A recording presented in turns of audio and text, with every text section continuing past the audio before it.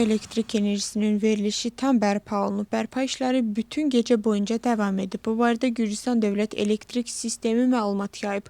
Dünən gecə saat 00:10 raddələrində ölkə üzrə elektrik enerjisinin verilişi qəza səbəbindən dayanmışdı. Qurum bildirib ki, hadisənin səbəbi ilə bağlı dezinformasiyalar yayılır və media nümayəndələrini yalnız rəsmi məlumatlara istinad etməyə, təsdiqlənməmiş məlumatları yaymamağa çağırıb. Qəzanın dəqiq səbəbi araşdırılır və nəticələr barədə ictimaiyyətə əlavə məlumat veriləcək. ABŞ Nümayəndələr Palatasının Gürcüstanla bağlı Joe Wilson tərəfindən irəli sürülən dəyişiklikləri özündə əks etdirən Milli Müdafiə Səlahiyyətləri aktını qəbul etməsi Tbilisdə siyasi müzakirələrə səbəb olub. Sənəd 216 konqresmenin dəstəyi ilə qəbul edilib. Layihəyə əsasən Rusiya və Çin Gürcüstandakı kəşfiyyat fəaliyyətinə dair 180 gün ərzində konqresə məxfi hesaba təqdim olunmalıdır.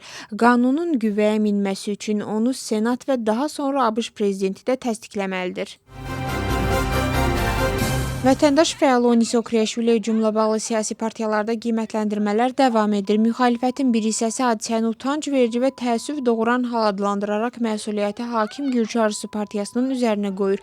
Hakim komanda isə zorakılığı pislədiyini bildirir və radikalizm eləcə də qütbləşmənin dərinləşməsinə görə məsuliyyətin agent şəbəkəsi adlandırdıqları müxalifət və onlarla əlaqəli qeyri-hökumət təşkilatlarının üzərində olduğunu qeyd edir. Oniso Kriyaşviliyə hücum edən şəxs ittihamın bugün irəli sürüləcəyi gözlənilir.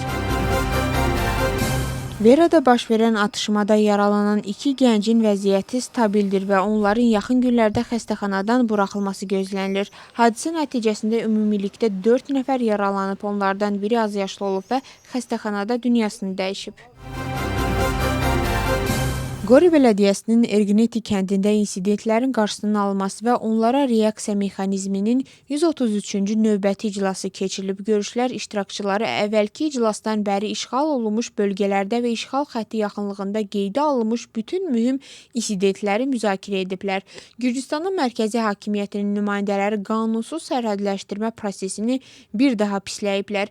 Müzakirələrin mühüm hissəsi sərbəst hərəkətin qanunsuz məhdudlaşdırılması və qondarma keçid məntəqələrində tətbiq olunan rejimə həsr olunub. Növbəti iclasın 8 sentyabr 2026-cı ildə keçirilməsi qərarı alınıb.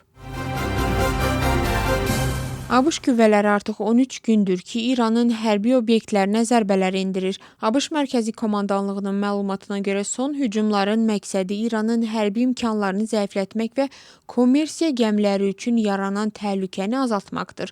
Komandanlıq həmçinin bildirib ki, Hörmüz boğazı açıqdır və gəmilər ABŞ hərbi qüvvələrinin dəstəyi ilə sərbəst hərəkət edirlər.